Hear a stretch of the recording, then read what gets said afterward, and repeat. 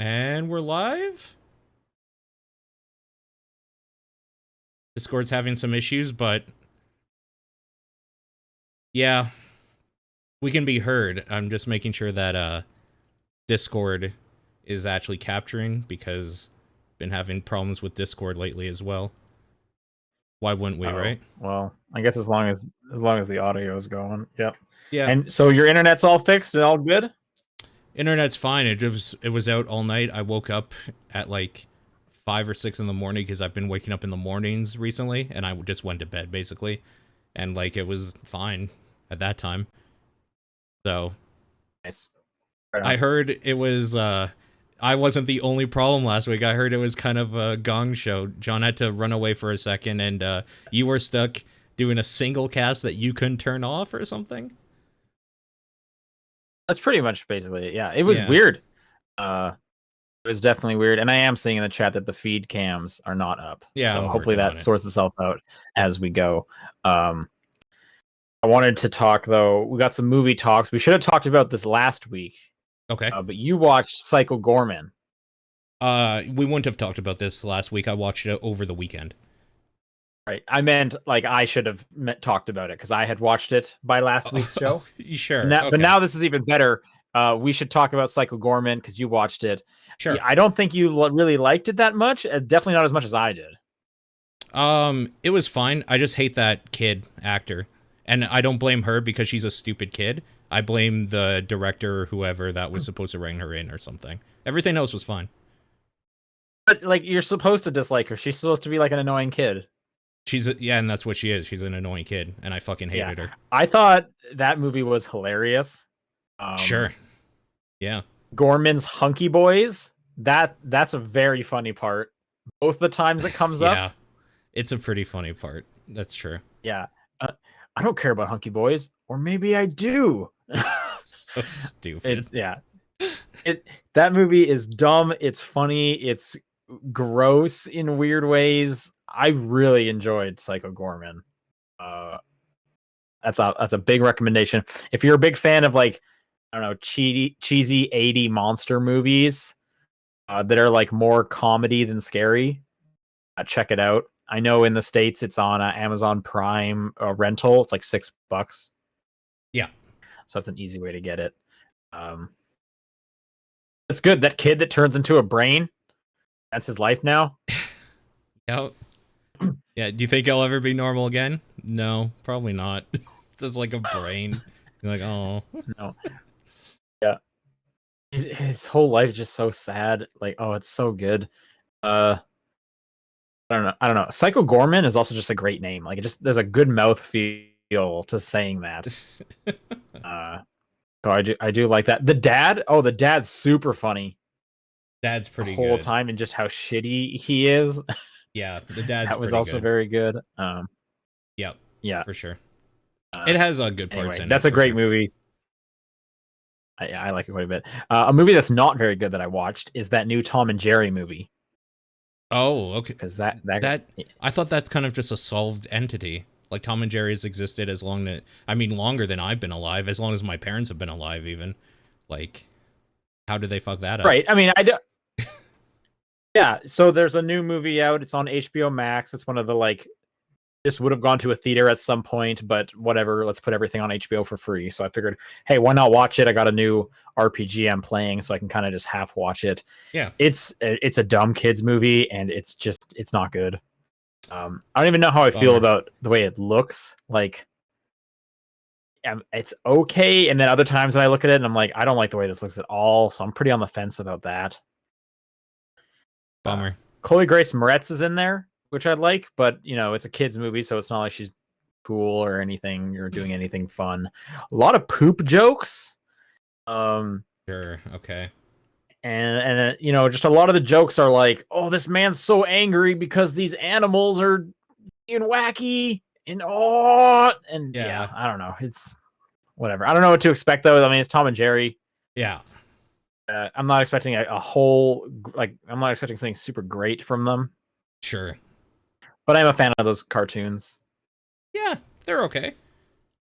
And the other thing is, like, I was hoping I was hoping there might be at least be like some cool like references back to the cartoon. Like I put this in the same category as Scoob, that other Okay. remade movie of recent. That one Yeah. had like a whole bunch of references to a bunch of like old Hanna-Barbera properties.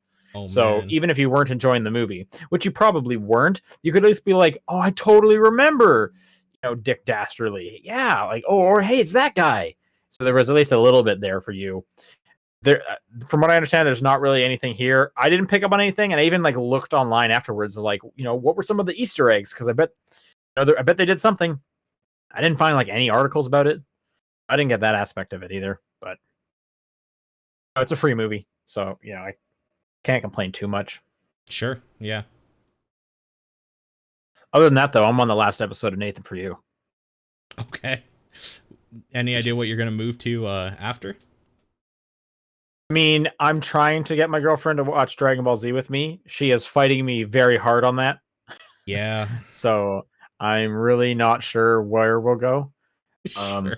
Still watching Snowpiercer. That show's still great, but it's just real sad that Nathan for You is ending, because that show has been incredibly funny. Yeah, that's a good one. It is so funny, and the last one, at least I'm really happy. The last episode's like an hour and a half long, so it's like a big send off to it.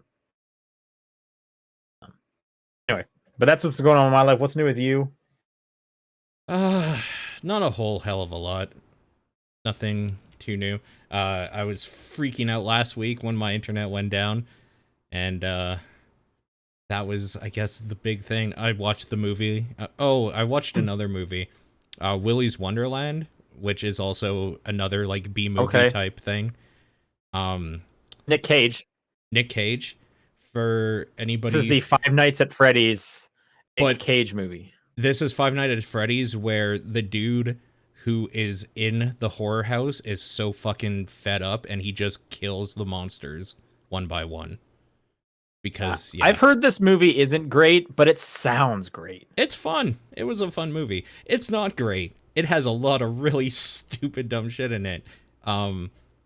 But Nick Cage in every scene is really good, and he doesn't say a goddamn word all movie. Oh, weird. Okay. Huh. Didn't know that. Yeah, I still do kind of want to see it. you should. As a Cage fan. Yeah. Sure. Yeah, you we'll should. see where that happens. It's him chewing up scenery without saying a word, just facial expressions, some grunts, just movements. Yeah. Yeah, that is weird because I do like Nick Cage when he's yelling shit. That's always a good time. Sure. So we'll have to see how I feel about that one. Sure. Yeah. Anyway, John's not here. He had some work he had to get done late into the night today, so he said he wouldn't be available. So he'll be back next week. But with that said, let's do the show. This is the Top Down Perspective for March 4th. I'm Sean Booker. I'm Paul Fleck. And next week, actually, like almost basically to the day next week, will be 1 year since I have been in the office. Nice. March 11th.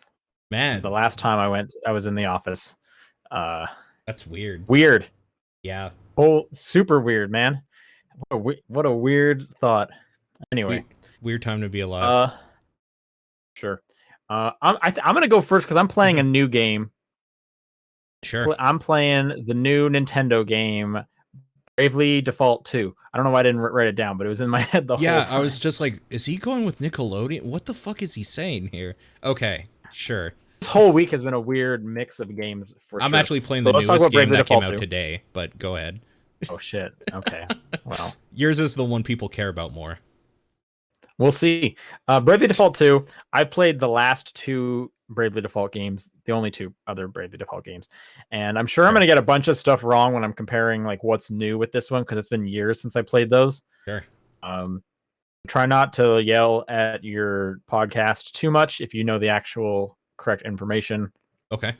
I will try. But this is an RPG. Obviously, No, wrong. I don't Idiot. think it looks very good. Okay, yeah. You're already wrong. Holy shit. Yeah. Yeah, I kind of agree. I don't think with it you looks from very what I've good. seen. Yeah. It's the kind of like recent like chibi RPGs we've been getting a lot of. A lot of those Final Fantasy remakes on the DS look like this. Yeah. It's the same art style they had on the DS and the 3DS, but now that it's just kind of on the Switch, which I know can look better, it's just like, I don't know, I'm kind of tired of this. It also Sure. just like runs a little poorly. There's lots of screen tearing. And when I have it blown up on my big TV, it's just like this doesn't look great. Like this looks like a mobile game almost. Yeah, I don't love it either. From what I've seen of it, I don't like that art style either. It's totally subjective, but I'm with you on it for sure. Right. And I mean, again, that's I'm nitpicking because, like I said, the last two, this is what they looked like. We've been fine to it up to this point. I guess I have higher standards at this point now. Now that it's kind of on a console as opposed to a smaller handheld. Sure. It's also hard, like, like at the moment, like 90% of my game time is going to like my Series X or my PS5. Almost anytime I go to my Switch and it doesn't have like some really like artistic kind of thing going on, it just looks like a step back for the most part. So I need 4K on the Switch, and we'll get to that later in the news. Anyways, the music's good. The story is not. It's like the most cookie cutter RPG thing you could possibly imagine. You're a protagonist who shipwrecks out at sea and wakes up with amnesia in a new world. And he meets a princess who needs to find 4 crystals, each one relating to an element. And along the way, you get powers. So, Okay. it is the most cookie cutter like RPG plot of all time. I guess I'm kind of waiting for the whole. What is the big twist? Because the last 2 games, they kind of had a big twist in like the back quarter that was like, oh, this is actually pretty interesting. So I'm kind of waiting for that, but it's going to be a while because it's an RPG. Yeah. I was really kind of wrestling if I even wanted to pick this game up, because I was like, I really feel like an RPG right now. I could really go for an RPG, and part of me was like, then why don't you play any of the other really good RPGs you've been told about that you've been wanting to get to, like Dragon Quest XI or Right. Crosscode. There's I have like a list of RPG. Ni no Kuni 2. I have a whole bunch of RPGs I've been waiting to get to, and then for whatever reason, I'm like, no, I want it on my Switch. Yeah. I just want it on my Switch, and I want this one. I don't know. So there's no good reason for me to be playing it right now. It just hit me at the right time. I'll say it's still fun. It still have the really cool kind of battle mechanic where you can bank turns and then use them all at once, or you take turns ahead of time, and then your character just has to wait there.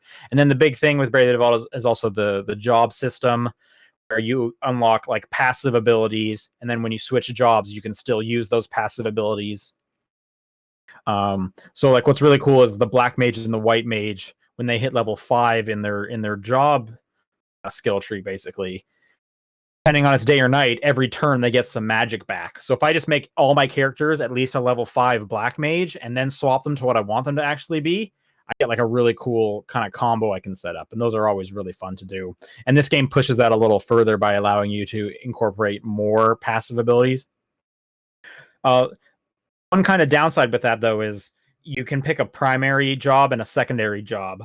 And when you have a fight and you're getting your experience, only the primary job is getting that experience points. Sure. So you can't have like, oh, I want my character to be, a knight, but I want them to be getting white mage stuff in the background. No, you have to have them being a white mage with a knight stuff in the background, as opposed to them both getting it, which is annoying because like I'm trying to. Right now, I have them all set to be like the very default freelancers, and I'm doing that because you finish the whole freelancer skill tree, you earn these job points, this job experience at a much faster rate. So in the long run, it's going to save me a bunch of time. Sure. Right now, I don't get to use any kind of cool abilities because I'm min-maxing myself to save myself in the long term. Which this could have all just been avoided if it was like, oh, you're going to be a black mage first and a freelancer second. So that's kind of a bummer, but I mean, I'm kind of doing this to myself at the same time. Sure. Anyway, with all that said, I'm having fun. I know I'm just kind of dunking on it. I'm enjoying my time with it, but in no way has it jumped out to be like, this is a really outstanding RPG. It's doing something really cool. It's really just another RPG. Sure. So I don't really know if I can recommend it. There's other stuff out there. If you're really looking for a new Bravely Default, I guess that's good. I hope this one kind of, is as good as the last two, but we'll see. One kind of cool thing it does have, though, is as like if you're connected to the internet, you can send out a boat. It takes 12 hours to do an expedition. And the idea is that this can happen when the system is in sleep mode. And then it'll basically just find you upgrade materials and bring them back to you. And it's like, hey, here's a bunch of like level up or job increase, a bunch of HP up, all these things that can boost you up. And that's cool that happens in the background, which is really nice. So every time I wake up in the morning, I open my thing, go to the shop, and get a whole bunch of cool things that are essentially like a rare candy from Pokemon. So that part's kind of cool, and that's kind of unique to this, and kind of a fun feature because the Switch can go into sleep mode. So that one's nice. So what is it about Bravely Default people like? Like, maybe this is something for the chat to answer, because the way you sold it is this is good if you like generic RPGs that have no character and are kind of slow. That's basically it. I mean, the unique thing with Bravely Default has been the Brave Default kind of combat system, where you can choose to pull turns. Like if you think of like on a board game, and you have action points. Sure. Each turn you get one action point. You can do one thing. You can attack. You can do a magic spell. Yeah. But you can also take action points from future turns and do like a crazy combo. But if the battle hasn't finished, your character is going to sit there as they recuperate those action turns because you borrowed them from the future, basically. Okay. And that's great. You can default, which is basically like a block. It also builds up your action. He doesn't use that action turn. So you could block for like 3 turns and then do a 4 attacks in 1 turn and still be good to play the next one. So that's kind of fun if you can kind of like, there's a risk reward to like, I think this creature, if I could hit it 4 times right now, I would win the thing. And instead of waiting for your turn to come around 4 times, have the creature attack you in between each of those, attack it 4 times right now, end turn, no risk there. You did it. Nice. And that's kind of fun to itself. And then, like I said, the whole job system is pretty fun, and how you can really kind of build up a character in a way that you want and pick and choose specific abilities from different classes while still being have a character being like a knight or whatever. So you could have like, my character can do a lot of damage, but at the same time, he also can like do some crazy big spells, because for half the game I made him a mage. And I swapped him over, and he can keep all that experience with him. So that's kind of cool too. Okay. Like one thing I'm working towards making my one character is I'm going to have him be a Vanguard class, which draws a lot of aggro towards him. Yeah. And I'm going to make part of his abilities is that he has a really good chance at countering any physical attack. He's going to draw all the attention to him, and he's just going to counter every attack that hits him. Yeah. And that sounds cool. And you can do that in tons of different ways. So that's exciting to itself as well. Cool. Okay. Fair enough. All right, next one, and I've been really excited about this. Dirt 5. Sure. Dirt 5 just got added to Game Pass. Now I'm gonna kind of do a little thing. I'm gonna try something out with you, Paul. Yeah. Right now, what is your interest level on a scale of 1 to 10 of Dirt 5? 7. I like dirt games. 7. Okay. What if I told you that Dirt 5 is developed by the team that made Onrush? 2. No, I'm kidding. Goes down? No. Are you serious? No. No, that's okay. But does it have any of the Onrush stuff in it, or is it still just dirt? Like, I guess it doesn't. It's dirt. Sure. It's dirt. It has some, you can tell like the graphic designers, it's still them. You can see some of that. But, and you're supposed to go up. That's supposed to get you more excited. Sure. Codemasters, Cheshire, I think, is the sub studio that did Onrush.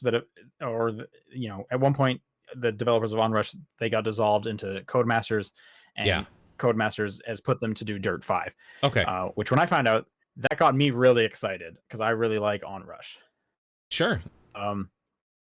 Dirt 5 is so good. Like, wow. first off, you go through a career mode that is basically it kind of presents itself as like a flow chart. So you can kind of pick and choose what style of races you want to do. For me, it's basically like never do a gymkhana, which is like the stunt mode where you just do donuts and stuff to get points. I never enjoy those. So you can pick and choose what you want to do. You can avoid ones you like. But then there's these really cheesy podcasts pop up in between each race. Okay. The podcast, I think the podcast is called The Dirt by Donut Studio or something like that, or it might be The Donut. Something like it's one of those two. I know Donut's in there. Okay. And it's these two guys who I believe they're actual people, because in the credits it was like as themselves. And they're just talking about like the dirt career mode or whatever. They're just talking about like, what a cool race, this was awesome, and they're like playing off each other, like it's pretty cheesy and whatnot. Yeah. But you also have this mentor, AJ. He's the best racer. Sure, of course he is. He's voiced by oh crap, I forgot his name again. Joel from Last of Us. Oh, yeah, I forgot his name. Troy Baker. Yeah. He's voiced by Troy Baker. And he's like you're like his apprentice, right? So you're the rookie. You can pick a nickname. And in the rare chance that they talk to you, or when you like load the game up and they're like, "Welcome back," they'll say the nickname. Okay. Which I didn't realize, and I picked Spanky. They just kept referring to Spanky, which I thought was Troy Baker did, I thought was pretty funny. And, and AJ's showing up on the podcast and they're talking to him about races and how well you're doing and stuff like that. But then AJ, who's never lost, is beaten by a dude named, what is his name? It's like Donald or something like that. It's not Donald. Okay. It starts with a D. Anyway, and that's when like the rival shows up and he beats AJ, and because AJ loses, he retires. The whole thing is AJ's training you up and then you eventually take him on. Anyway, Donald is voiced by Nolan North. Oh, weird. Okay. So now you got Dirt 5 with these cheesy podcasts, and they got like the two biggest voice actors weird play off of each other. And it's like, wow, Dirt 5, you guys are just like swinging for the fences here. And that's goofy and cheesy too. Like it got to the point where I was like, I'm not listening to these and they're only like 2, maybe 3 minutes long. But then I listened to enough that I was like, wait a sec, who's that? What are they talking about? What is this? And it's these dumb radio shows. And I actually ended up just sitting on the menus listening to these before I did each subsequent race. And I think that's, if you can turn me around like that, like congrats. That's pretty weird. Applause to you, Dirt 5.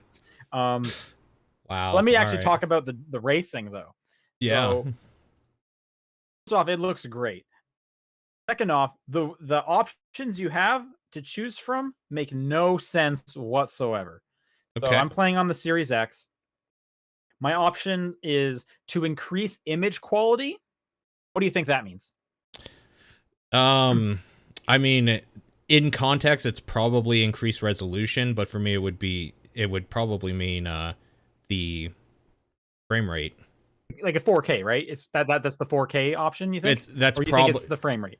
I would want it to be the frame rate because that's how I would interpret it, but I think it's 4K. Like I think most companies would make that the 4K one. Okay, image quality. All right. Your other option is increased resolution. Wait. So you can choose between image quality or image resolution. Those are your two modes you can pick from. That makes sense to me because for me, it's more important to have a better frame rate. That's image quality.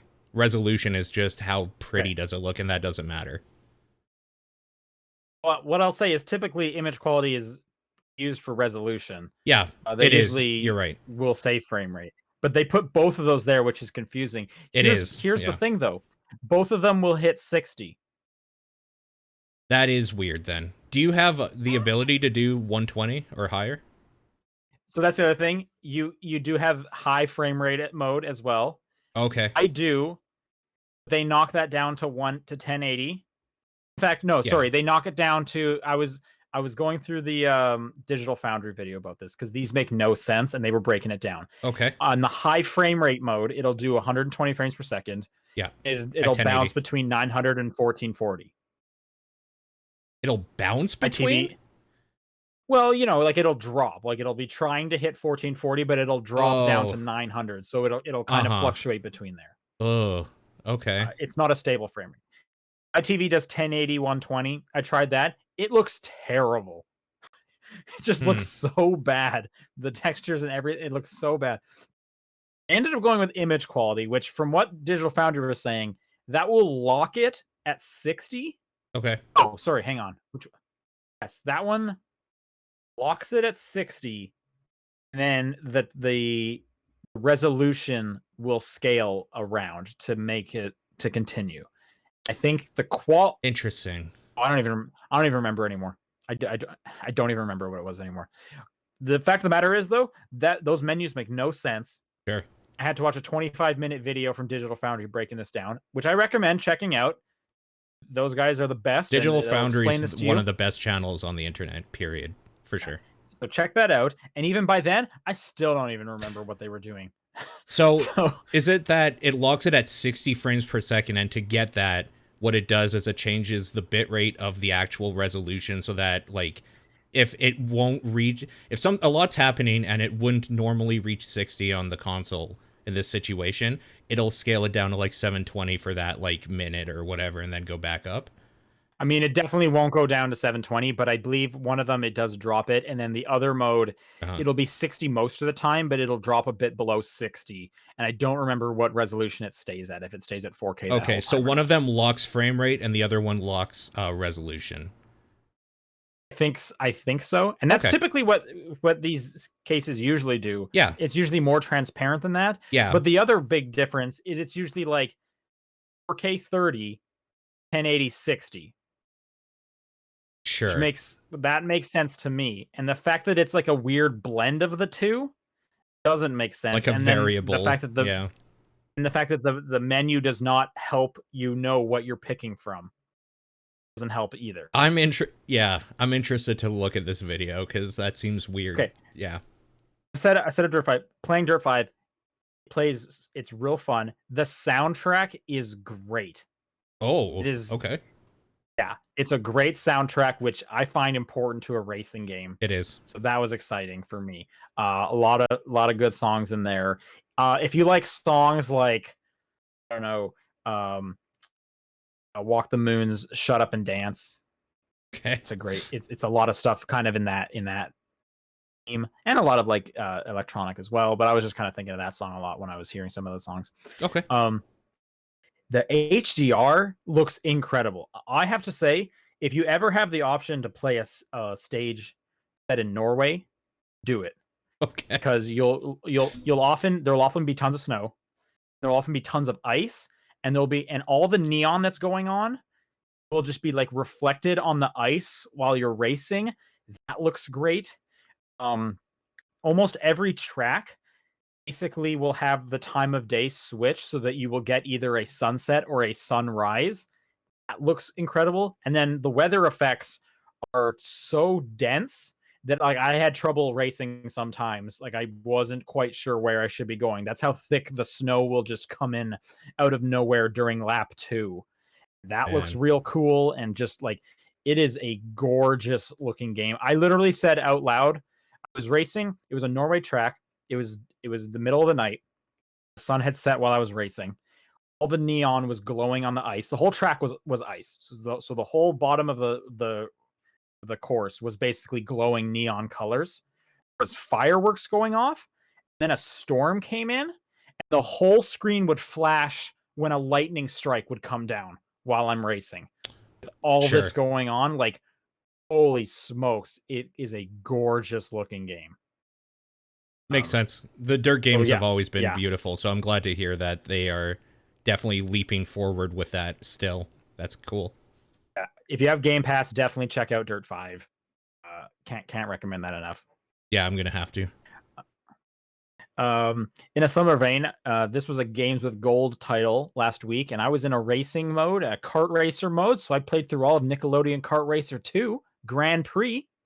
How is it going to that Um, after the weird abortion that Crash Team Racing was for you? yeah, so that was kind of it. It's like I finished Crash, and I was like, "Oh, I'm in a kart racer mode. Let's do it." Um, it's not great. Sure. Tracks aren't great. Here's what's good about it. I have a fondness for Nickelodeon, so it was like, yo, it's unlocked Cat Dog. That's awesome. Yeah. Or like, I know That's that great. guy. Yeah. I see. Exactly. Yeah. There was some characters I just didn't know. Okay. Jojo Siwa? Who is Don't know. that? I don't know. It's like a live action girl that did a lot of like dance singing shows for Nickelodeon. Okay. She's in there. Which is odd because I'm playing with cartoon characters and then they give me a human. It's like in the Sonic All-Star Racing Danica. when that NASCAR and the Danica NASCAR Patrick. racer is part of that. Yep. Just hanging out. Anyway, the tracks aren't great primarily because you almost can't fall off of any of the tracks. It's a really easy kart racer. Which was super weird from Crash because Crash was just like, oh, I hope you know how to drive, man, because we're gonna give it to you. This one's like, oh, don't worry, you'll figure it out. Good luck. Oh, good for them. That's nice. Exactly. And the biggest bummer is there was no like cool little things in the background of the courses to be like, oh, look, it's that guy from that one episode that everyone likes. Like the courses are just kind of empty. And it was just like, I was kind of trying to guess like, oh, what's this from? Oh, this has got to be a Rugrats one because Reptar, a Reptar statue. But that's as far as it goes. And the rest of you are racing around a toy box, and that's Rugrats. Seems like a missed opportunity. Yeah. There should be tons of stuff in the background, like weird things going on. Also, none of the music, I think, is from the shows. Oh. And I was like, how do you not have like the theme song popping up every now and then for some of these shows? Is it not licensed? Licensed. The thing is, you licensed all these characters. Yeah. But none of the music? Like, what? Weird, man. I don't know. Missed opportunity. But then again, does anyone even care? And I will say, the game's stupid easy. I just played through on normal. It's stupid easy. Like a game on normal should be at some point, especially if it's aimed at kids. Then there's this like challenge mode where those get kind of interesting because you have to do specific things while you're racing. Sure. And that's also how you unlock the last few characters. The last character you get is Shredder. And his race is so bullshit. Like all of it, like they go from like, oh, this is just, a little baby game. You're having fun. You're having a good time. Hey, you remember Cat Dog and Vader Zim? We're all just having a good time here. We're living childhood memory. And then there's fucking Shredder that you have to race against who like enemies will just spawn on the course and sit there and he can drive through them. Of course he can. So his like default racing speed on the last lap is faster than your boost. Oh god. Like, it is actually horse shit. Wow. And it comes out of nowhere. It's like, what do you do? So anyway, there was like an easy fun time, then that monstrosity, and then I went into Dirt 5, which again, that's pretty easy to get through. And in fact, the final race of those ones aren't bullshit.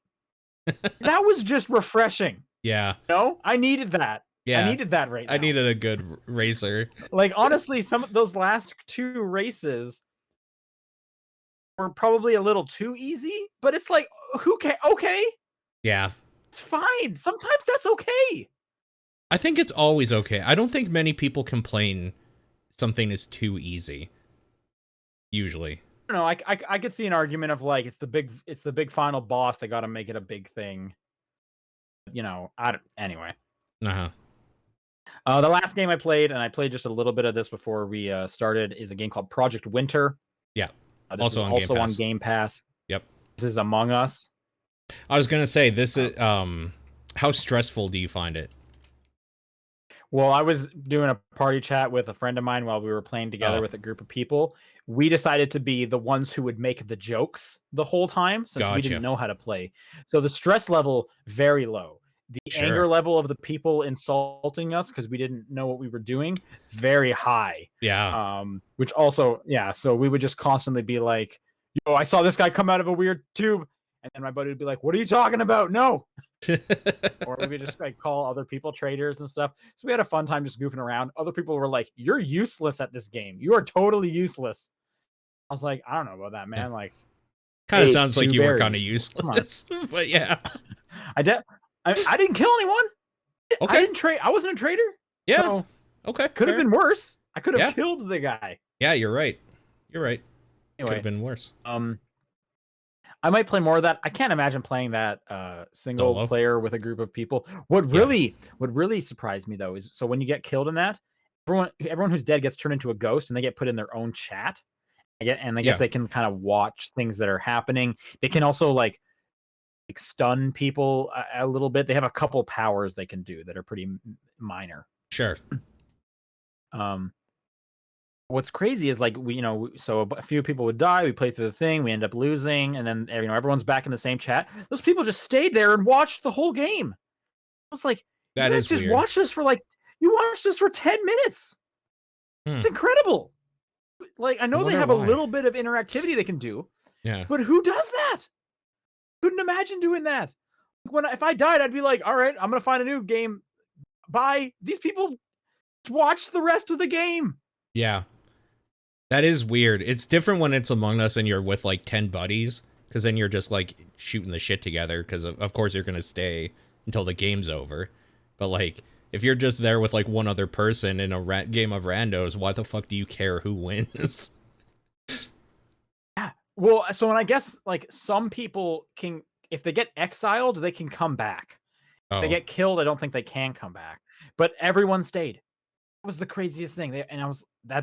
All I could think was like, it's just like a different mindset that like younger gamers have now that they've like learned.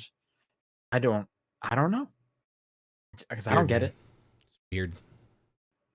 Anyway, that's all I've been playing. How about you? Outriders had a demo come out. That game always looked neat from the stuff I watched of it. After playing it, I'm going to buy that day one. That is what I wanted Anthem to be. That is good Anthem. Okay. So you can fly around? You got a cool Iron Man suit? No, but you do have powers. So it's a game made by people can fly. So obviously it's a good shooter with like bodies exploding and kind of like weird disturbing shit happening in the story and whatever. It does have a kind of interesting story that's going along with it, but it is a cooperative shooter where you rely on your powers to basically get you through, and the powers feel good. I was playing a class called the Devastator, which is the tank class, and basically their like passive is you heal when you are close to enemies, like, and like you're attacking them, so like you're always in the fight basically, and you get different powers to kind of augment that. You have like, for example, you only have 3 powers at any one time, but you can rotate them through to make a build essentially. One of the powers I had was a power where you like go up into the air and then slam down into a group of enemies, taking 1 or 2 of them out or whatever, but then you're in the fight, and then I would hit another button and a whole bunch of rocks would like form like a shield around me sort of thing, and just like start slugging guys with shotguns while my buddy was doing like rogue-like shit. He was playing the Trickster class that kind of like jumps in, does a bunch of damage, does like a slowing field to everything in the area, cuts them all up, and then like gets out sort of thing. There's like a sniper medic type class. Like, it's really, really fun, engaging stuff going on with the gameplay. It kind of feels like Power Gears of War is the best way to put it, but they definitely want you to be out and using powers and fighting, and not so much hiding behind stuff and shooting when the enemy's reloading. They want you in the mix and stuff. So I got some kind of like Control vibes from the way the powers work too. It's people can fly, yeah. Okay. Yeah. So like how much like people shouting dick tits at me is there? From what I saw, none specifically. There is a weird humor to it. Like, there's one side mission where you save a guy that saves another guy, and then that guy kills the guy, and then that guy dies. And then that was the mission. Like, you get nothing out of it except for information.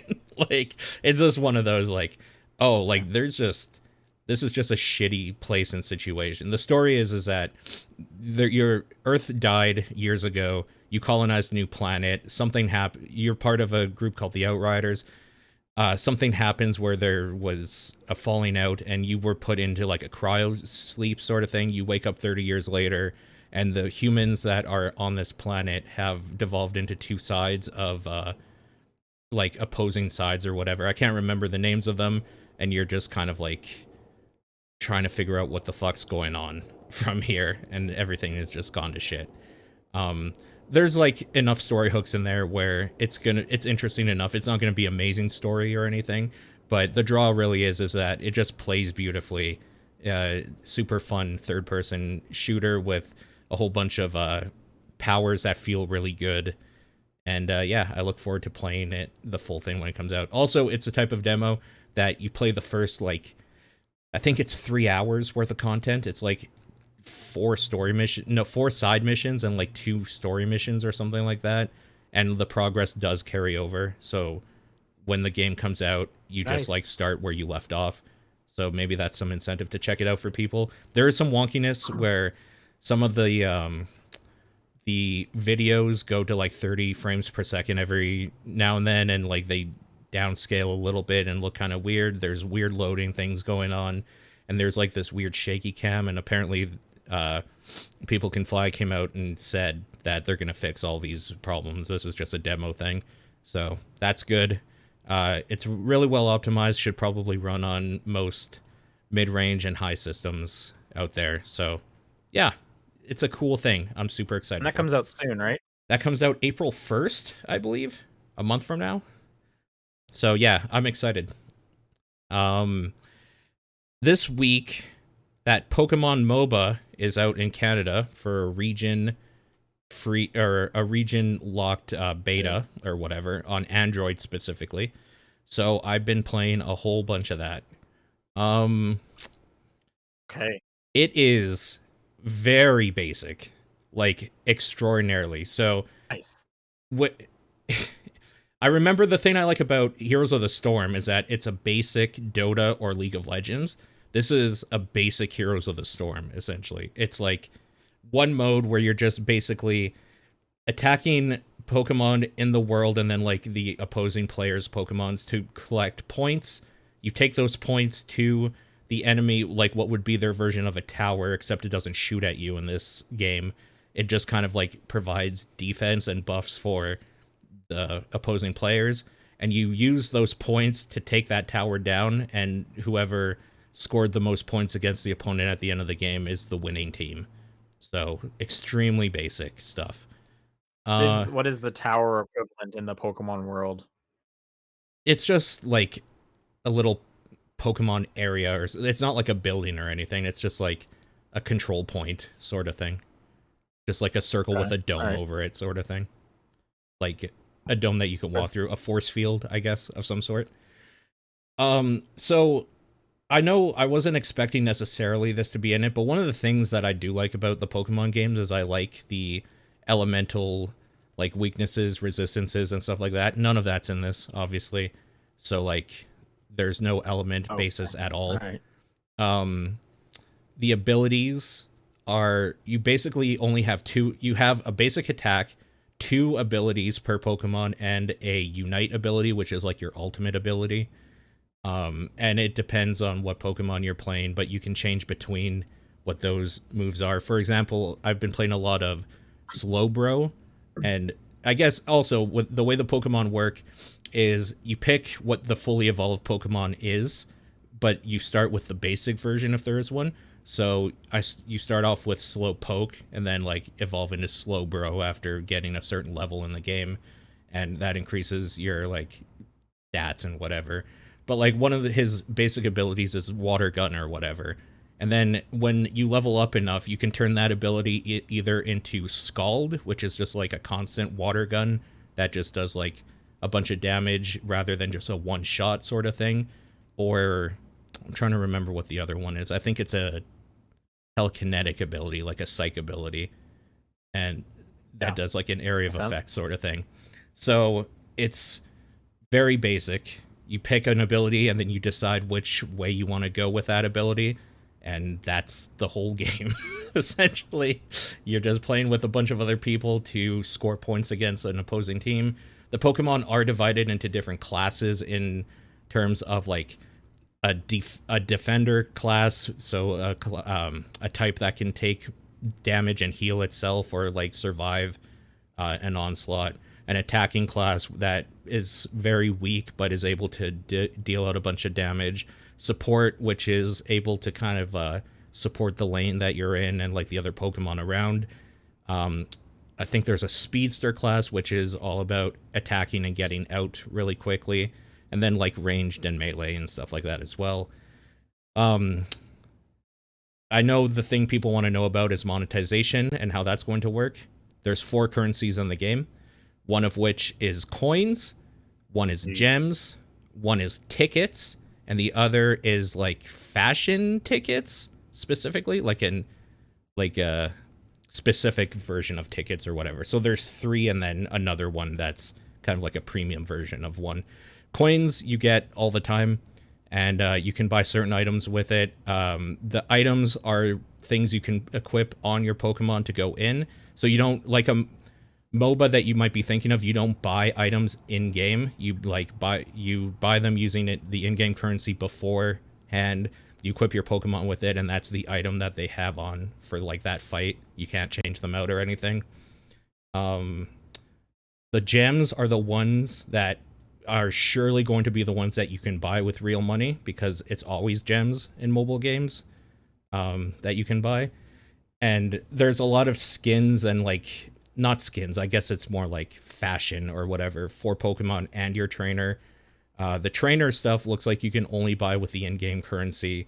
The Pokemon stuff, it looks like you can buy with the coins or the gems, which is why I'm thinking that the gems are going to be the stuff that you buy with real money, because you can buy most things with the gems. And then the tickets are tickets that you get from like leveling up your character and events and doing the challenges in the game, like complete 3 ranked matches, or like do 10 quick matches or casual matches or whatever they're called. I can't remember. So none of that monetization is in yet. It is definitely primed to suck all the money out, because not only do you have to buy the licenses to use the Pokemon, which is essentially unlocking them, like most free-to-play MOBAs. You also have skins or like fashion items you can buy for those Pokemon, and fashion items you can buy for your trainer as well. So that's all in there. It does have a battle pass sort of thing that unlocks at a later level. It does have ranked that unlocks at a later level. You have a trainer level that just levels up as you do stuff in the game. It has the daily challenge sort of stuff that most free-to-play games have, of you log in, you can claim a thing, and then you have like a challenge you can do or whatever, and that might unlock you a Pokemon license, so you can like unlock a Pokemon for free. The Pokemon, I will say, were easy to unlock. They were giving them to you pretty frequently, and it looks like they do have a free rotation type system of these Pokemon are just available for you at all times. Like most MOBAs do. So that wasn't the problem. It definitely seems like the problem's going to be if you want skins, you're probably going to dish out some money. I'm not sure how much yet, because there's no currencies available, no real money available yet, but it's probably going to be a moneymaker for sure for them. I want to play with friends. Run okay online? Yeah, online is totally okay. I even purposefully left mid-match that we were winning to see how it would work with me leaving and then trying to join back in. It didn't like that. I left, like let's say pretending like my phone died or something, and then trying to jump back in after plugging it in or something like that. I jumped back in. It took a long time to get back in the match, and by the time I did, it was like the end of the match, because it doesn't like you loading in the middle of a match. It really doesn't like it. So that's actually kind of surprised you were even able to reconnect to a match. I feel like that's usually kind of rare. Yeah, for MOBAs it's pretty standard because it was ranked or whatever. But yeah, I'm surprised I was able to in the beta in general. So yeah, the online is actually pretty good. It's hard to say though, because I am playing with people all in the same country I live in. You know, like there's no there's no outside. I think it's super fun. If you like MOBAs, it's probably something you could get into with some buddies and just have a decent time with. I don't know that there's enough there that if you love Pokemon, that like you would really want to play this thing. You could try it out and see if you like it, but it's really more for, do you want a casual MOBA to play? It's really that market. It's not the Pokemon market as much. Even though it has that I mean, skin that's what's on gonna it. happen with me. I'm coming in from the Pokemon, but I also would like a casual MOBA so that I can get more acquainted with MOBAs. Yeah, I was thinking about this. So I could see this going one of two ways for a lot of people. They love this thing and they can never play another MOBA because they like how simplified and streamlined this one is. And it seems like there's too much mess on like bigger MOBAs or whatever like that. Um, or they find this too basic and get sucked into League of Legends or Dota or something, because this doesn't have like a lot. It doesn't have like last hitting, for example. It doesn't have buying items, making builds in game, really. Like, it doesn't have any of that shit. It doesn't have a laning process and like knowing when to team fight necessarily. There's elements of all of that in there, but not to the level that like a bigger MOBA would force you to learn. So it's either going to be one of the like, you're going to get into this and not want to do the other stuff, or the other stuff is like you're going to be bored with this because it's too easy. I think this is fun. I've done the other MOBAs and like they're okay, but it's all of these games are 10 minutes. These don't end with you like completely destroying your opponent. They end after 10 minutes. So the timer is done. If everybody has everything still up, it just counts up the points that your team's racked up and then declares a winner. So it's pretty good in that way. You're never going to get into a match that's like an hour long. I remember like a fast match in Heroes of the Storm was 15 to 20 minutes. This is half of that. So better suited for mobile for sure. But yeah, it's totally worth looking out for, I think. I'd be interested to see how people that aren't into the MOBA scene react to it. And more importantly, I'm excited to play with the group of people I usually play MOBAs with, because I think it'll be super fun. No release date, though, yet, right? Like, no information at all about it. I don't think. I didn't even know about the beta, so I really don't know. Yeah, okay, fair enough. I am waiting for it to come out on Switch, because the other thing is I feel like I need to see the screen at all times, and you can't do that with on-screen controls. My thumbs and like the controls are blocking about 20% of the screen at all times to move around and do stuff, which is kind of detrimental. I tried using a controller to see if that was built in, and it doesn't recognize the controller on Bluetooth.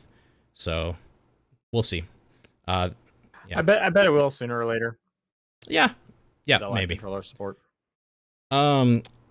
Okay, I bought a game called Cube Cross, QUBEQROSS, and this is a weird 2.5 3D type Picross puzzle.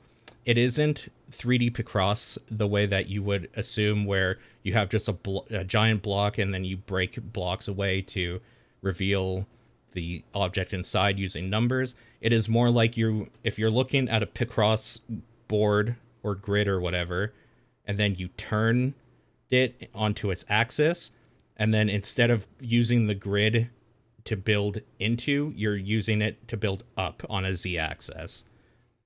Yeah, I saw the little video you put on Twitter, because otherwise I would not have been able to follow what you just said. Yeah, so that's why I put that video on Twitter, so that specifically when I was talking about this, you can go to my Twitter and check it out if that sounds interesting to you.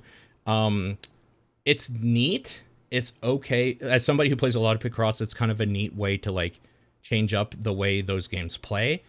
I don't think I recommend it for most people though, because it has the pitfalls of, because it's not a normal Picross thing, you don't get good at like just the standard Picross, and like you don't get fast. You can't use your old like logic ways to like do the puzzle or whatever, and they don't get as complex because of it. And the 3D part, like you can't move it on all axes, you can only turn it left or right. So it's a little frustrating, and you have to build up the bottom and parts that you can't see first, because otherwise you'll build up a part in front of your face or whatever, and then you'll block the other things you need to hit. So it's kind of frustrating in a lot of ways, but if it sounds like if you are really into Picross and you kind of want a new way to look at it, it's kind of neat for that, and that's kind of about it. You said you can't rotate the screen, right? You can only go left or right. Yeah, you can only turn it on the x-axis. You can't like rotate it Oh, normally. okay. Yeah. Entirely. Yeah. Okay. The last game came out today, Loop Hero.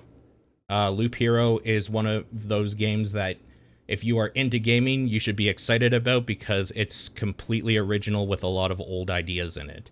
Loop Hero is a game where you can it's a roguelike game where it plays it's like a dungeon crawler that plays itself. There is a road that gets built on a blank map, and you have a hero that walks around along that road from a start point, which is the town, forever. He will always walk in the loop the same way at the same speed, and on this loop are monsters that he will fight to get items and get different treasures or whatever to progress. The game does the Risk of Rain thing of as you keep going, it gets harder and harder. It has card elements in it where you build a deck of what you want to build in your world. You can choose like your card deck essentially. You those turn into slots almost like a Carcassonne or something where you put like this is going to be a forest or whatever here. This is going to be a meadow or whatever, and each tile has a different thing that it gives you. So, for example, meadows, you just kind of place wherever, and for every meadow you have, you'll get +2 healing every loop or whatever, or every day, rather. There's a day cycle that isn't part of the loop, it's just days. And that'll increase by having more meadows attached to it. There's mountains that you put down that'll increase your maximum HP, and that will be bolstered by rock tiles that you can put beside it as well. I'm not going to like spoil anything for people that want to check this game out, but there's a lot of discovery elements of, let's just say if you put 9 rocks and mounted, like 9 tiles of rocks and mountains together, it forms something else, and that'll give you a new buff. And there's tiles that spawn certain enemies drop certain things, like you want graveyards to spawn skeletons, because skeletons, I think, drop items. You want the forest tile, no, cocoons to spawn spiders, because spiders give you something else. So you are basically building a dungeon that your character is consistently going through, and the end goal is you need to put a certain amount of tiles down to call the like end boss, the lich, in. Basically, there's like a meter, and then when you do, you fight him. You get you're collecting resources this whole time. You go back to town and you use those resources to do a town building aspect, which will give you buffs for other runs or whatever, kind of like a rogue legacy. And if you die, you do keep some of the stuff that you've collected, but it's like much less than if you win. You can retreat also if you're like, I have a lot of shit and I'm going to die. I'm just going to run back to town, which will end your loop completely. You'll also keep more of this stuff, but you will lose some of your items. But yeah, it's a super cool game. It's definitely going to be one of the games people talk about. Is there any like actual like action element to it, like when you encounter the boss, or is it simply like a numbers game of it's like an auto chess, enough items and you come, or like if you've ever played a RPG with like a auto battle system where like the characters as like it goes into like a classic RPG look where there's the enemies on one side and your dude on the other side, and they all have like action bars that are filling up, and then when the action bar fills up, they attack each other or whatever, and you can kind of see the battle play out. But the battle is autoplay. What you're doing to bolster that is getting different items and stuff to increase either your defense, or if you want to go like a vampirism build to get health back for every hit, a counter build, evade build. So you like all of that is kind of built in to the stuff you get as you're doing the loops. But you're not doing anything during the fight. It's more just you are setting up and then hoping the whole game. You're not doing anything the whole like, game. You are literally just placing tiles and kind of micromanaging what you have on. Yeah. It's an idle. It's kind of an idle game. It's super cool. Um, it's going to be one of those games I think people talk about fondly for a while. It's very original in a lot of ways, and it's just super addictive. It's one of those like, okay, one more run type of games. So people should definitely check it out. It's on a good sale right now. Loop Hero. It's very cool. That's it. I think this game was being like heavily advertised during Games Done Quick recently. Could If I be. remember correctly. Devolver is the. I know Devolver usually likes to get their games in there, so that makes sense. It's a Devolver game. That's it, though. All right, let's do some news. Yeah. And let's start off with that Pokemon presentation that happened Like 12 hours on after the Friday. podcast. Yeah, in the That morning. seemed like a while ago. They basically talked about like kind of three main things. They started off with new Pokemon Snap. Just kind of showed that in action. Look good. Still can't wait for that. It looks great. Yep. Again, that's end of April that comes out, but yeah, that game looks really good. It just looks like an updated Pokemon Snap, which is fantastic. I can't wait for that. Yep. They talked a little bit about it, the mobile games, but more interestingly, they finally announced the long rumored Diamond and Pearl remakes. Yep. Which are going to be titled Brilliant Diamond and Shining Pearl. Yep. Which I enjoyed. I have fond memories of Diamond. So, I'm going to play that again. I'll probably pick up Pearl just because I had Diamond in the past. So I'll probably get the other one and I'll play that again. This is going to it seems like it's maintaining the kind of pixelated art style from the DS games. Yeah. Obviously up-resing it and whatnot. It is not taking on like Pokemon Sword and Shield's kind of polygonal. No, more like Fire Red sort of style. thing, but for a new generation, like that. Yeah, they're just remastering the other one for sure. Yep. So yeah, I'll probably play that because why not? I know I like Pokemon, so why not? Sure. And then more excitingly, they announced Pokemon Legends Arceus. I still don't know what this is. I asked a person and they said it's an origin story, and I was like, that means nothing to me. So when they say origin story, they're talking about like the time period. It's in the region that Diamond and Pearl's in, the Sinnoh region. Yeah. But it's going to take place in like the feudal era of this region, so a long time ago. But what the game is looking to be is an open world Pokemon game. Sure. They didn't show a ton of it. What they did show had a pretty bad frame rate. It did. So they also mentioned it's coming early 2022. Okay. I'll be surprised if it doesn't get pushed to late 2022. Sure. But either way, you get to see your character moving around an open world where there's Pokemon. They do like a dodge roll, which I'm not really sure why you would need to, since Pokemon usually fight other Pokemon. So maybe you have some health. I don't know. I'm really curious what that means.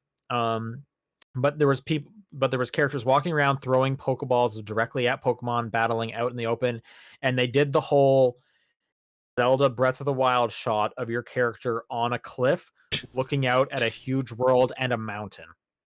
Sure. They didn't go as far to say, see that mountain? You can go there. They implied it. Yeah.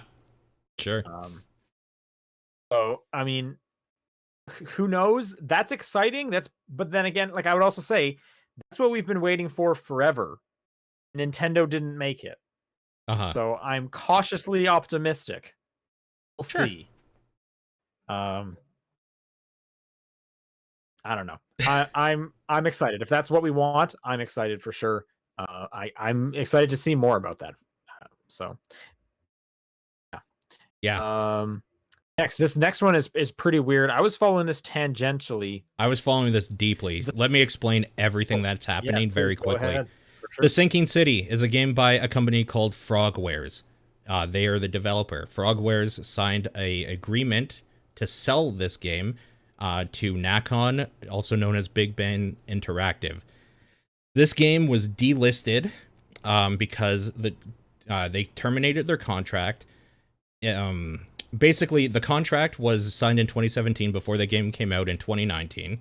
And it gave, for financial contribution from Big Ben and Nacon, the publisher, they gave the rights to sell and commercialize the game on Xbox One, PS4, Steam, and Epic Games. but the intellectual property was always Frogware's. It never was signed off in the first contract to Big Ben / Nacon. During the production or whatever, apparently they were, Big Ben, Nacon were behind hundreds and hundreds, as they say in their blog post, days of payments. In this time also, Nacon also bought a competing Lovecraftian studio that was making a Lovecraftian game, and they wanted Frogware to share source code, to which they said, fuck no, that wasn't in our contract. We're not going to help a competing studio under your umbrella. And that meant that they also refused 4 more months of financial contributions for their refusal. And they failed, or they refused retroactively to honor a part in their contract to give profits on sales of the game to the studio. And that's when they kind of were like, okay, enough is enough. We're terminating the contract. We're going through legal battles. And this was in August 2020. So that's the backstory of what happened. Just kind of, they're getting fucked over a little bit. Now, what is happening right now is this game was supposed to come out on Steam, and it didn't, because they are in legal battles, and the government or the courts haven't decided if they're going to force Frogwares to give Nacon the Steam release. So Nacon decided to buy the game from another company that was legally allowed to sell the game Frogwares gave, called Games Planet. They bought the game from Games Planet and then uploaded it as their own onto Steam with the Games Planet logo completely taken off and theirs put on it. The advertisement on the main menu for Sherlock Holmes, Frogware's other game, is gone, and the other distribution platforms are gone off of there. And the Steam version also has the same executable name, same folder and structure, and everything is the same. Basically, the publishing company, because they are in a legal battle and Frogwares is not giving them the things that they want to release, bought a game through a company that is allowed to sell the game, and they re-uploaded it as their own on Steam, which is why Frogwares recently this week said, don't buy this game on Steam. It is a hacked, stolen version, because it is. Yep. It's fucked up. It's weird, dude. Holy shit. The little extra that I have here, because I was following Patrick Klepek's reporting on that. Sure. So Valve came out and said that Frogwares issued a DMCA to take down the game again, to take down their own game. Yep. After the accusation, Valve complied, so they took it down. Yeah. Frogwares confirmed that they did use a DMCA to request it being taken down. Sure. The publisher, Nacon, then responded and said, our contract allows us to employ such measures. So Nacon is still arguing that what they did is allowed within their contract. Right. Sounds crazy to me. So there is still a legal battle going on, and the courts haven't decided, because that contract is terminated as far as everybody at Frogwares is saying. But until there is, because it's in a court thing right now, until there's actual decision on what obligations and liabilities rest on each company, they're just having a weird pissing match right now. It's fucked up. It's extremely fucked up. I highly recommend it's weird. It's people weird. Check this out if you're interested. Frogwares has a whole huge write-up on their page about this. I'm sure there's probably YouTube videos of people explaining this stuff in detail. Maybe some people that are actually like in the know legally on what can be done. Obviously, we won't provide that service here, but that is the basics of what's going on with that company up to right now. And I'm sure more will come out as time goes on. So we'll see. I pulled this next one. Monster Hunter Rise PC version was confirmed for an early next year date. For anybody who wanted to check that out but does not have a Switch, you'll have to wait a year, but you will not need to buy a Switch for that game. Yeah. That's it. Tiny Tina, Borderlands movie, played by the actress that played young Gamora, apparently, in Infinity War. I don't know who this actress is, but her name is Ariana Oh, Greenblatt. okay. Yeah, I was just looking her up because I also didn't know who that was. That was like barely a role. Yep. Um, But she's Tiny Tina, she apparently. has. I have. She's very young. She has a few movies under her belt, but she's very I starting out. barely know any of these. Tiny Tina sucks. Yep. I would argue she's worse than Claptrap. I fucking hate Tiny Tina. No, no. There's. I think it's Claptrap. Then I think it's Tiny Tina. But either way, they're both bad. So I feel sorry for this girl, but hopefully she gets a good paycheck out of it. Yeah, agreed. This one hit home for me. Aliens Fire Team. Yeah, give me Left 4 Dead in the Aliens universe. That's exactly what I've wanted. That's what I was hoping GTFO would be, and not the weird, impossible to play thing that is. So I'm excited for it. I'm guessing you're not excited. There's 1,000 Alien games. That's my takeaway from this. Yeah, but how many Left 4 Dead games are there? There's World War Z, Left 4 Dead, and Back 4 Blood now, I guess. Back 4 Blood, Left 4 Dead 2, And GTFO. I'm not going to count GTFO because GTFO is actually like a tactics game that like a stealth tactics game that is a very difficult game. I'm excited. I hope it's good. This is probably arguably one of the bigger news things of the whole week. Epic Games bought Tonic Game Group, and who is the parent company for Media Tonic, so they are now the official owners of Fall Guys, Hatoful Boyfriend, and what's the other big one that they did? It's actually in this article that. The Remember if you cross can. game. The what? Yeah, Murder by Numbers. Didn't they do Murder by Numbers? Yep, that's them. Yeah. So Epic Games bought them out. They're apparently not going to be taking it off of Steam, so we'll see. And also, I don't think they've confirmed if it's going to go free to play, right? Because Rocket League did, but they haven't confirmed. They put up a fact. Yeah, they put up a fact. That was one of the questions. They said nothing to announce right now. Yeah. I would be surprised if it didn't go free to play. Yeah. I'm still surprised that game already isn't free to play. Same. But I mean, keep in mind, Rocket League was not free to play for years. Yep, true. So, and we'll see how long it stays on Steam. Because I think Rocket League, didn't that eventually get taken off of Steam? Yeah. But a while after the purchase. And they're still planning on bringing Fall Guys to the Switch and Xbox. That's cool. Honestly, I'm not a doomsayer when it comes to Epic, so good for this team. They probably just made a ton of money, and they're going to get to keep building this game. Yeah, I think they needed it because that game's dead, right? Nobody's buying it now. I don't think that's the case. It's still pretty popular. They just announced their new season and stuff. I think it's still quite popular. They put it up for free on PlayStation Plus. There's a lot of players still playing Fall Guys. Yeah, but that's free. This is just more money so that they can continue, at least for the future. Right. I'm sure it was bringing in plenty of money. Like they were selling tons of skins and stuff like that. Yeah, I guess. I wouldn't have been super. Like if it was dead, it wasn't going to be. I bet it wouldn't have been showing up on my Twitch Prime thing each month to giving me more stuff, more skins or whatever. They got skins and crowns. They got deals going. But I mean, I haven't heard anything bad about Rocket League going to Epic. Not that I was really following it.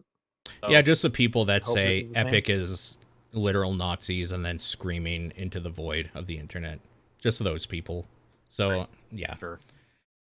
This one I just thought was fun. This was put in our Discord, but apparently a fan of GTA 5 found a bottleneck for why that game takes so fucking long to load on PC, and he fixed it himself by just fixing a file that apparently has trouble parsing something between GTA Online and GTA 5 because it was, as he says, poorly built.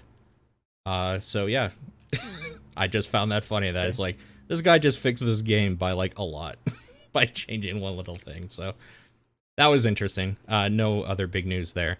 Yeah, for sure. Let's talk about the Switch thing. I would have argued this is the biggest news if it was confirmed. Um, so at the moment, this is just more rumors and leaks. It is an article from Bloomberg, which feel like gives it some bit of credibility, but we're getting some more Switch Pro news. This one specifically saying 7-inch panel, Mm-hmm. which would still be within the same size of the Switch, just the screen itself getting a bit bigger, Yep. so a smaller bezel. Yep. Also a dock that will let the Switch output into 4K. Sure. The panel will be an OLED display, and also it'll go up to 720p in handheld. Sure. Which is probably more than enough you need on a screen that's small. Yeah, agreed. So, honestly, that sounds cool. I'm excited about the 4K output because, like I said, I'm playing my Switch less and less docked because I think they are looking worse and worse on my big TV. I think they need to do something about how their own games still run like shit too. I saw some of that Link's Awakening, and man, that thing chugs in some screens, and it's like that. Sure. That's not good for their own in-house game. Right. I mean, I would be surprised if these were the only updates. Right. But I would also definitely love a more powerful Switch. Yeah. I would have to assume that that's just like a necessity at this point that it'll be more powerful because I'm sure Nintendo knows as well. Yep. And part of this news is they're aiming, I guess, for later this year with an announcement as early as like June. Okay. Around E3 time. So yeah, possibly. So I guess I ask you, they announced this. Are you getting one day one? Or will you pre-order it? Are you happy with your Switch as is? Yeah, I don't use my Switch for like anything except for like platformers, like pixel platformers. So I think I'd get it day one, because I just know that whatever the next Nintendo one after this, I want to be playing the best version of it, and I want it to look the best. I'm tired of it not looking the best. I think I'd probably be a day one. And the nice thing about it being the same size is all my Joy-Cons will probably still work. Yep. That's good. Yep. I'll probably super important. I'm assuming the old dock would still work. It just won't output the 4K, so I could maybe move my old dock to a different TV or like to bring it to my girlfriend's place or something like that. I'm hoping we'll see. Also to hear something about, hey, it has Bluetooth now for your headset. For your Bluetooth headset. I keep seeing like little advertisements on Instagram and stuff for like a dongle to put on there. Yeah. And they look so bad. They do. You want this like bulbous thing just hanging off the like headphone jack? No. Yeah. What? No, I don't. I'll just put small headphones. I'm okay. Yeah. I don't want this giant ass dongle hanging off of this thing. Yeah, for sure. Okay, New Game Plus Expo, which usually shows a bunch of anime bullshit games, happened, I think today, actually, this morning. I watched it before we went live here. There is a whole bunch of anime stuff there. If you like Arc System Works and Arceus and all those companies, the NIS, all those companies that do real anime Japanese stuff, there's probably a lot in there for you. I pulled the things I care about. Pocky and Rocky Reshrined is coming out. More Pocky and Rocky on your Switch. How could you, like, not care about that? I have no idea what this is. I pulled this for me and John. This is for you, buddy. I know that you care. I don't know that he cares, actually. Pocky and Rocky, man. Does this have anything to do with Rocky and Bullwinkle? It's two animals shooting stuff in a bullet hell sense. So maybe? I don't know. Pocky and Rocky is weird. It's a weird series, but they're kind of fun, and we're getting a one this fall, I guess, called Reshrined. The bigger one, though, Blaster Master 03. This is John and I, specifically for this podcast. This is like one of our favorite series, so I know he's probably stoked about this. I'm stoked about this. Looks good from the little bit that they showed. It looks like they still have the stuff that they added in 02 that I liked, where the top-down sections have, like, movement-enhancing features. It looks like there's a weird, like, Nego world or something, like a Dark World variant that you can go into or something. I don't know. I'm interested in it. It's coming out July 29th, which is sooner than I thought. The other thing, I guess, that I didn't write down here because there was no information really about it is Azure Striker 3 or whatever, Gunvolt 3 comes out next year. They got one of the guys from Curse of the Moon on it as the art director or whatever, or art manager.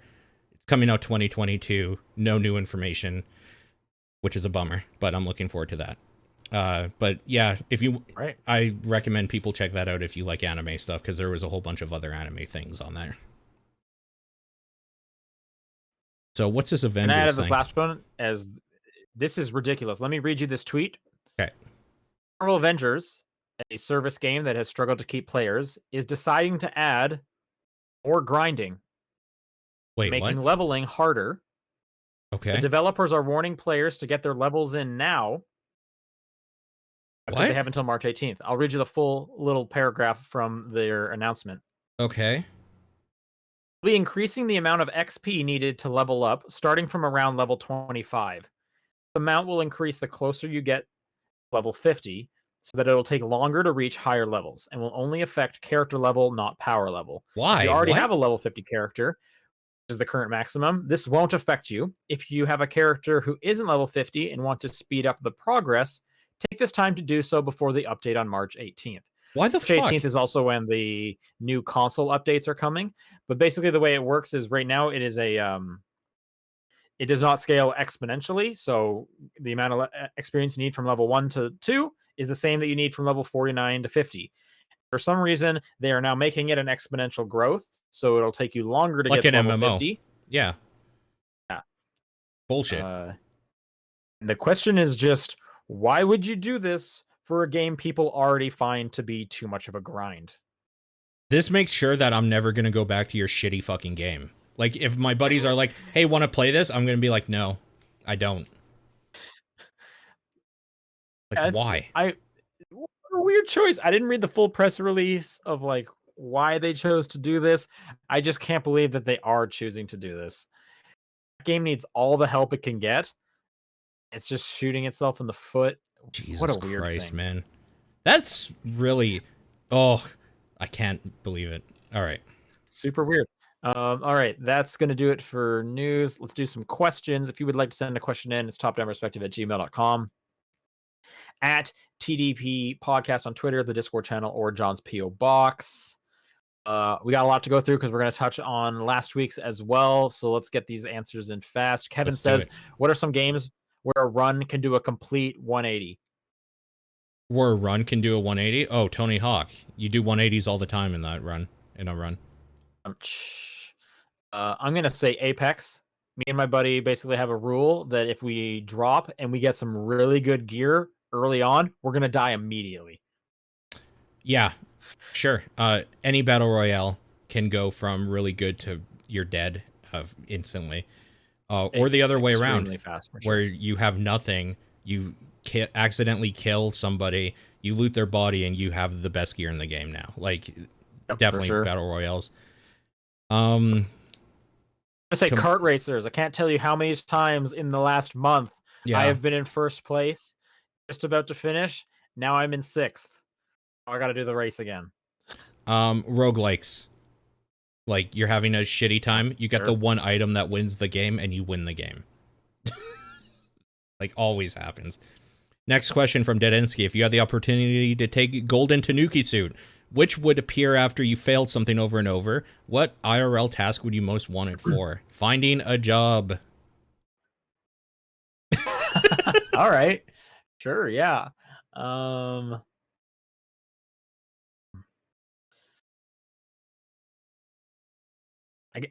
don't know. I'm having a hard time thinking of one for myself, but just kind of a general one. I bet people could be like parallel parking. Yeah, that's a good one. They just can't get in after like 3 times. It's like, just the car will just do it for you. Just don't worry about it. I don't find parallel parking that hard myself, but yeah. No, I don't either. You know what's interesting is like, so like in Alberta, you have to parallel park on your driver's test. Yeah, it's one of the things you have to do. Sure. And you know, just to toot my horn a little bit, when I did on my driver's test, I did the best parallel park of my life. It's Okay. incredible. They give you the option of, you go backwards, and then they give you the option you can go forwards a little bit to correct yourself on the last little bit. I didn't even have to do that. I Nice. just went backwards. Perfect. It was the best one I'd ever done. Anyway, in California here, you don't have to do parallel park That would on the explain it. driver's test. The only thing you have to do is drive backwards for like 10 meters without touching the curb. And people fail that, by the way. I'm assuming they do, but like that's insane. That is At that insane. point, I deserve one of their licenses. They should Agreed. just give it to me. They should want me on the road. Yeah. Agreed. I think it's something like super crazy, like that. Like it's like might kill me, but if I can survive failing 3 times, then I'll just be able to do something like almost like flying. You know overdosing on meth or something. Oh, that's not at all where I was going with that. If I can just get through 3 of these, then I can take it forever with no problems. Yeah, no way. Yeah. Almost like if I can hold my breath for like 5 minutes straight, 3 separate times, I can now breathe underwater forever. Yeah. Yep, that's a good one. What But about I guess you like have to be failing, right? So it would have to be I'm trying to hold my breath forever. That's my goal. I'm going, and as long as I can fail 3 times and not die, then then I get the suit. I can do it forever. how many times can the same limb get frostbite so that I'm impervious to cold? Like, I mean, as a doctor, I can tell you, I think you can once, and then it won't get cold anymore. oh yeah, you can get it cold enough, it won't get cold anymore. Yeah, isn't that what they said in school, that like if you're outside for too long and it goes from feeling really, really cold to like starting to feel warm, you're in trouble? I haven't heard that, but I would believe that. That sounds right to me. Yeah. Rinku writes, has a voice actor unintentionally ruined a scene for you, but for completely personal reasons? As an example, the car chase scene in Captain America Winter Soldier. I can never take seriously because the car's AI voice actor is the same guy who does Ancient Aliens narration. I'm half expecting him to chime in with, is it possible? Every time I watch that scene. I don't actually know what he's referencing, but I'll take his word for it. The one that came to mind for me. Okay.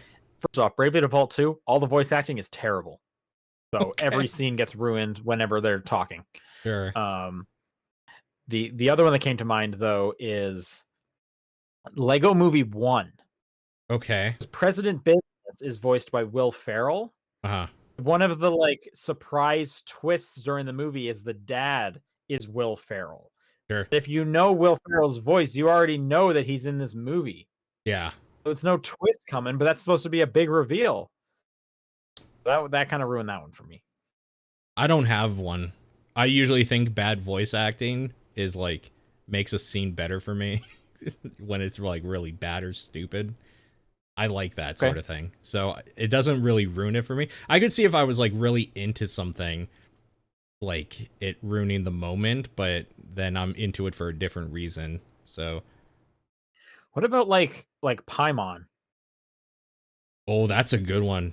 I hate Paimon. You're right. That game is amazing until she speaks, and then I want to turn it off. That's a good answer. That's not a great... Yeah, there you go. I guess in that regard... Okay, I actually do have one. Anytime there's a robot voice, if it starts being sassy, I hate it. I hate sassy robots. I'm so sick of it. Yeah, I mean, I wouldn't go as far as say I hate sassy robots, but there's definitely like too many sassy robots in my life at this point. Yeah. Yeah. VGC Kenny, what video game series, or video game company would you like to see many, if not all, of their unused concepts and mechanics into one game? Oh boy.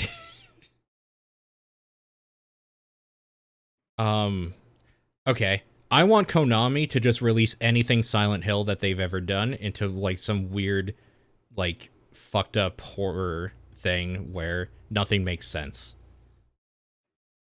Like I thought of Konami, but they said like all of their unused concepts into one game. So good. That mean it also has to be part Metal Gear and part football? It says here video game like series soccer? though, so I'll say Silent Hill specifically. Okay.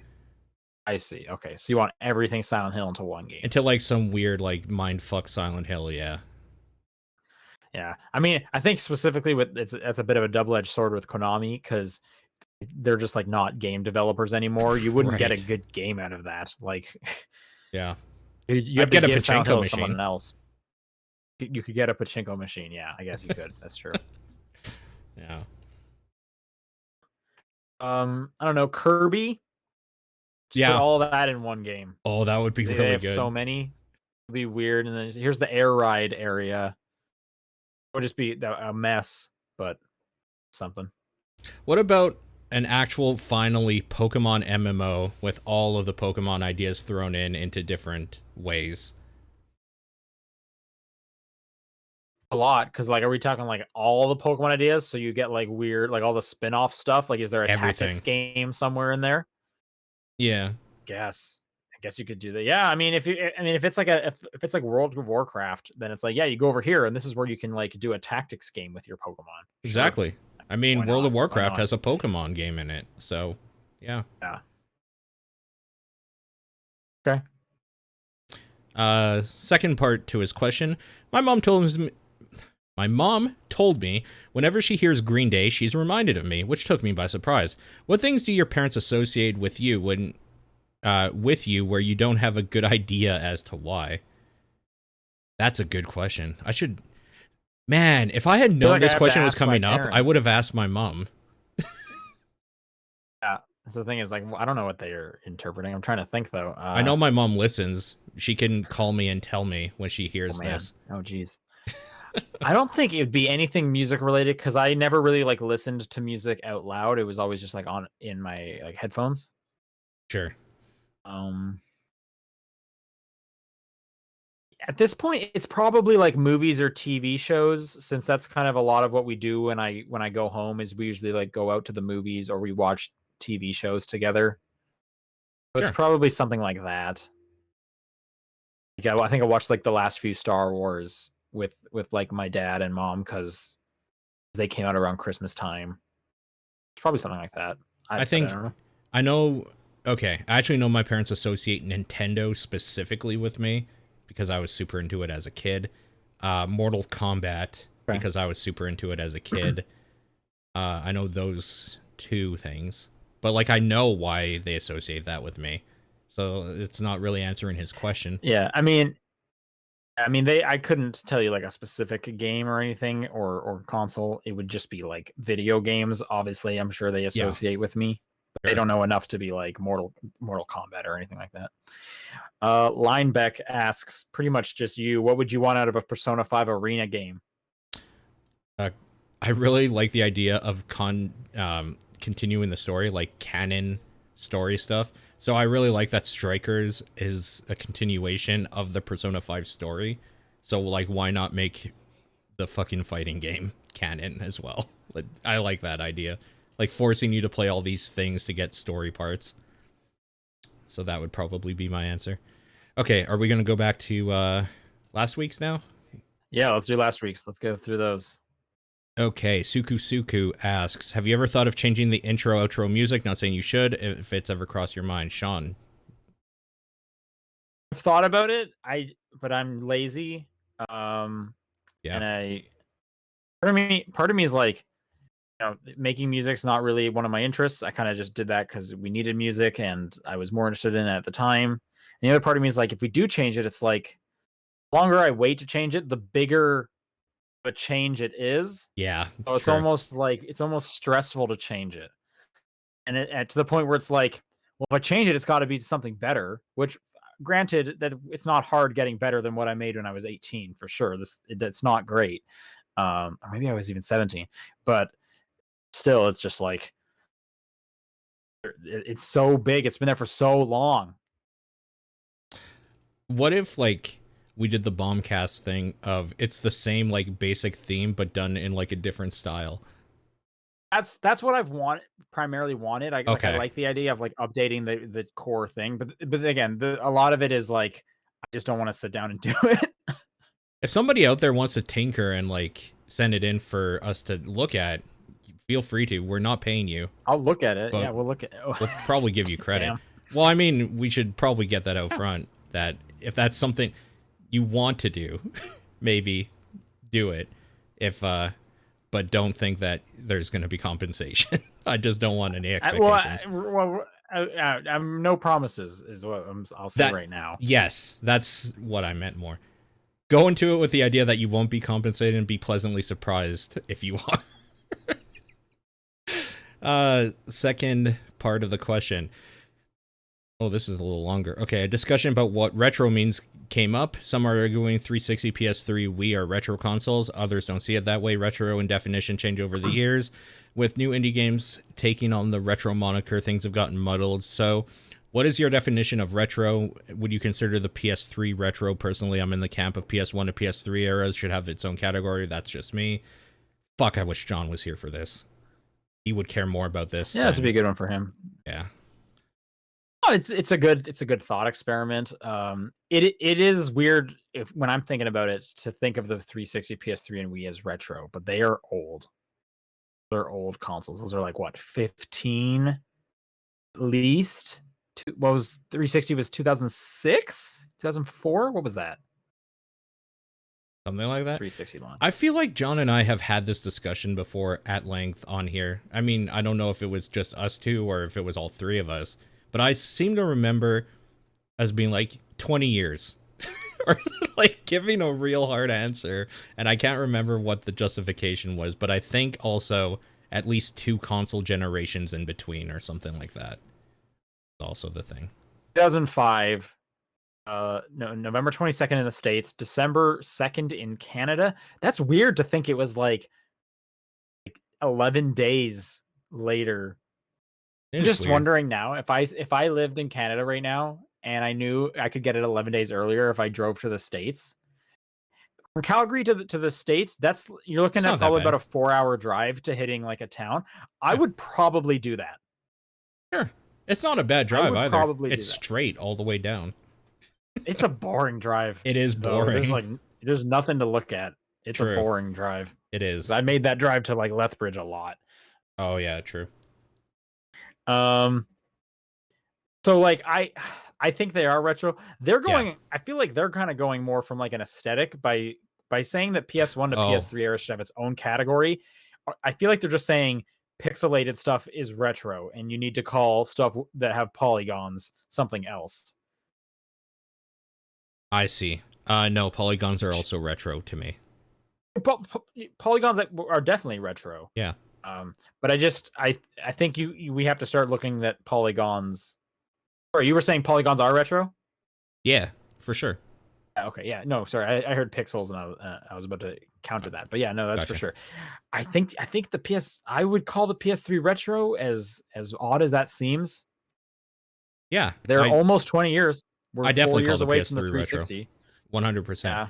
Also, there's pixelated games these days that I don't call retro, because retro to me isn't an art style. It can be, but like it's. I feel like the general public would say this is like a retro throwback, or it's retro inspired. They would definitely use retro in how to describe the aesthetic, though. Sure, but that doesn't make it retro. Retro to me is that's like kind of a thing though. Is like if someone said this has a retro aesthetic, I'm going to think pixels before I think polygons. See, okay, when we're talking about games, sure. When people say retro aesthetic, the first thing I think about is like 80s like horror VHS weird like purple like scan lines and shit like that. Like that's my first thing. I don't even think like video games for some reason. Right. Well, in a video game context, it's just would you not think pixels?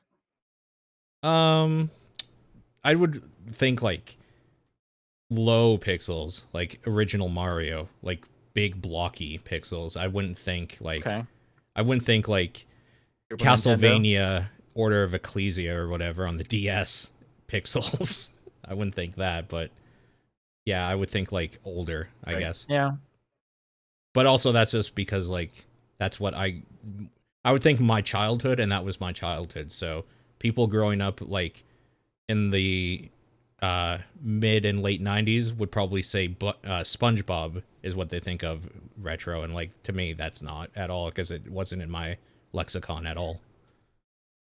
Yeah, it's also gonna determine, kind of what age you are. Because like I don't think about Pong like ever for the most Sure. part. Yeah, sure. I think I kind of generally agree. Two generations back, it's getting pretty old for Yep. sure. I Yep. think maybe 10 years might be the cutoff for me. It's over 10 I years could see old. that. I might be calling it, something like that. Especially the way Shane technology writes. goes Oh, these days, for sure. Sorry, yeah, go on. yeah, for sure. Shane writes. Probably a question that's come up before, but I had some friends be mad about Splatoon 3, thinking it's too soon, slash should wait for the next system or something. Curious what your guys' take on is. Assuming it's not like a yearly release, how long do you think a game should be out and supported before it gets a sequel? This is actually kind of interesting. I initially immediately thought when I saw that trailer, this seems real early, but then I thought back, Splatoon 2 came out right around the launch, didn't it? Wasn't it just a couple months I think later so. of the Switch's launch? Yeah, I think so. That's like 4 years. That's way That's what, long. 2017, right? Yeah, 4 years now, like as of right now, for sure. Yeah. Yeah. So even if it was like if it came out a year after that, that's still 3 years. Like, so I don't even know why I thought it seemed too soon. Uh, Because time doesn't so I matter kind of anymore ever since last year. yeah, so I had to kind of correct myself Sure. thinking that. Um, Too soon to get supported by a sequel. That's a hard question. For me, it's when there is a major gameplay change that needs to be made. So, for example, Siege is always going to be a shooter that relies on tactics of breaking down walls and barriers and putting up other walls and barriers. They can get away with just supporting that with new ways to do that for a long time. If Splatoon wanted to add a whole new thing, that would require them to make a whole new game. So, like, adding or changing a major mechanic is when you should be thinking about a sequel, no matter when it came out.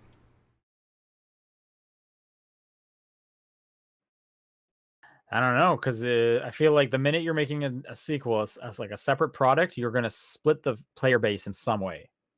Yep. This is the Whereas if you build it Overwatch into the problem, first right? one, it's kind of the Overwatch problem. It's the reason they canceled Among Us 2. Yep. Um, I feel like you're kind of looking at it the opposite direction. You're kind of looking at it like the reasons you should make a sequel, right? Yes. Yeah, and then the thought process here is how is too soon to make a sequel? Because if like let's say they came out with like Splatoon 2 6 months later with a brand new mechanic, should that have just be put in the game? It's only 6 months since the first one came out. You know what I mean? No, if it's big enough, it should be a whole new game, for sure, without a doubt. Maybe a spin off game, like Splatoon, even Splattier or something. Like, I don't care how that should be a new product if you need the new product. If it's just like a I mean, skin I don't know for a exactly how I gun would. or whatever, that's different, though. Oh, for sure. But Yeah. let's say it's like it's a brand new, like it's a whole new set of modes or whatever, like whatever it could be, right? Maybe let's say there's 3 modes in Splatoon 1. 6 months later, they come out with Splatoon 2. It's got 3 new modes, and it's got the first 3 modes you'd like that you have from Splatoon 1 because there's no reason to get rid of it. But it's got 3 brand new modes in there. I don't know exactly how I'd feel, but I would almost kind of be like, I just bought your game, and now you want me to buy another one 6 months later? Modes are weird. Okay, let's think Tony Hawk. As soon as they added manualing, you have to make a whole new game. You just have to. That's a completely different thing. You can't just pigeonhole into your old level design somehow. You have to make new levels that allow for it, and you have to add that mechanic. And they kind of did, like, every Tony Hawk added kind of a new thing that, like, made it feel a little bit different, and then they tightened everything else up, which is why I think most people were okay with that series until they started becoming a little cash grabby.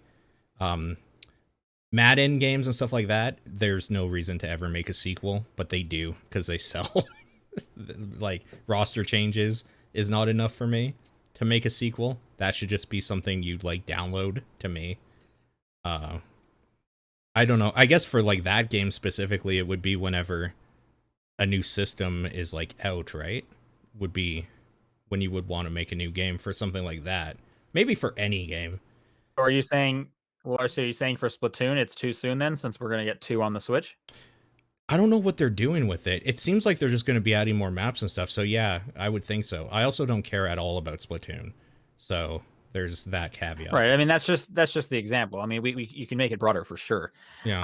I feel like at some point, I mean, it's going to come down to personal taste. Do you think you got your, $60 worth or For whatever sure. the price of the game is? But at some point, like if they're coming out with them that fast, at some point I just won't be able to keep up. Like I can't justify buying like a new Pokemon game every month. I can't do that. Right, for sure. So, but if they are putting out full quality Pokemon games every month, I can't be mad about that. Like at no point I don't think there's any way I can say you should have given me this because I bought your game last month. Yeah, I do think that there's something kind of hidden in this question of if this bothers you, you should not buy Splatoon 3. Like everybody in the world should not buy it and pay, like, vote with their wallets, and then they'll see, oh, we released this too soon. Oops, I guess we fucked up, and then maybe support the other game or something. Like, but it's not gonna happen. People are gonna buy this, and things are gonna go on. So, like, it's hard to tell. I think it is too soon, if it's me, because Splatoon 2 still seems like it's totally fine on the Switch. I don't understand why you would need another one. It's kind of like, especially, like, I'm thinking Smash specifically. Smash has just been adding new characters and, like, kind of changing up the meta all the time with that and whatnot. They could have probably made another Smash in this time and, like, released it, but they just kept adding on to the other one. I don't know what Splatoon 3 would be adding that they couldn't do that here. But, again, I don't know what they're adding to it, so... I don't know. Guess we'll see. That's a difficult question. Yeah. VGC Kenny, how do you feel if instead of Dante and Smash we got Nero? How would most people feel? I wouldn't care. Most people would have a fucking shit fit about it. Personally, wouldn't care too much. But if I was going to play one of the characters, I think Dante's just cooler. But that's just I've played way more Dante games than I have Nero games. Counterpoint, Dante uses a sword, Nero could use his fist.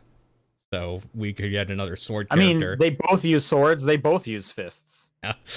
What you're saying is we shouldn't have either. I think that would just be such a weird, like, mean thing to do. It's like, oh, you got so close. That'd be what a weird thing to do. What video game character would you most want to have been doing a Ratatouille the entire time? Oh, that's a great question. Oh my god. Okay. Agent 47. Okay. For sure. Sure. That would be hilarious. Yeah. Francis York Morgan. I'm trying to think of, like, kind of... So that almost kind of like he's so goofy it almost kind of works. Yeah. I was going the opposite direction of like what are some of the most serious characters I can think of? Like what if it was Snake the whole time? Yeah, Solid Snake. Even like Metal Gear Solid 4, where he's thinking of killing himself. Like that's also a Ratatouille. Oh my god, that would be really fucking dark. And now the question is like, is Ratatouille? Is he killing himself? Is he ending his career, or is he like, I need to bury the evidence? Yeah. Yeah. Wow. Sephiroth. Yeah, almost any Final Fantasy. He's actually just a really nice guy. Dramatic. Yeah. He waits till like Ratatouille's asleep, and he's like, "Save me, Cloud, please! Don't before he wakes up. Kill me." About like Michael Phelps in the Olympics 2012 game. Yeah. Sonic in any game. Just like Mario the whole time. Yeah. I feel the downside to like making it like a goofy little like Mario or Sonic is it's like they're already kind of like a little animal, so it's not that different. Yeah, the way I would want it to be like Mario, if you were going to do it that way, is it's almost like a Mr. Magoo situation of there's actually a rat in his trousers, and every time he's jumping, he's just trying to get it out, and he just so happens to be like saving the princess and the Mushroom He's like Kingdom while just doing it. missing all the buzz saws and stuff. While Yeah. he's like, what? Yeah, no, that's I could see that for sure. Yeah, that would work really well. You know, like Cory in the House, that popular DS game. What if Cory is being controlled by the rat? Sure. Um, Yeah, there's a bunch of really good answers to this. it's a good question for sure. Yep. Okay, final part of his question. Anthem is a great name. It's been sullied by this product that, by all accounts, isn't good. Anthem is also a non-specific name. How long will it take for a different company with a different enough idea to be able to use the name Anthem in the gaming space? Like, maybe never. I don't know. It's weird because Prey 2016, I think it was, is a completely different game than the 2009 or whatever game. They use the exact same name. So, right. Who knows? I feel like that's a bit of a rarity. I can't think of too many times where they just took the whole name. The same name, yeah. And it was a separate game. It's usually like a reboot of that. Like they're using the name for a reason. Yeah. So I would be surprised if anyone used Anthem. EA probably wants the copyright to that name too. I mean, Anthem is already a name for lots of stuff. That's a healthcare provider down here. So every time I had to look up something about the game, I had to write Anthem game in Google, because if I just did Anthem, I just got healthcare.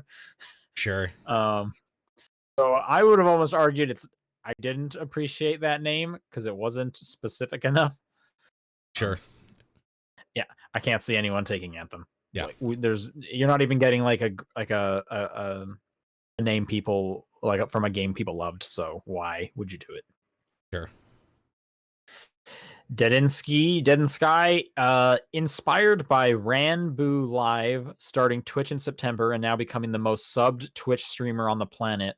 What's the most impressive task you've accomplished in 6 months? I haven't accomplished any task that's impressive in 6 months.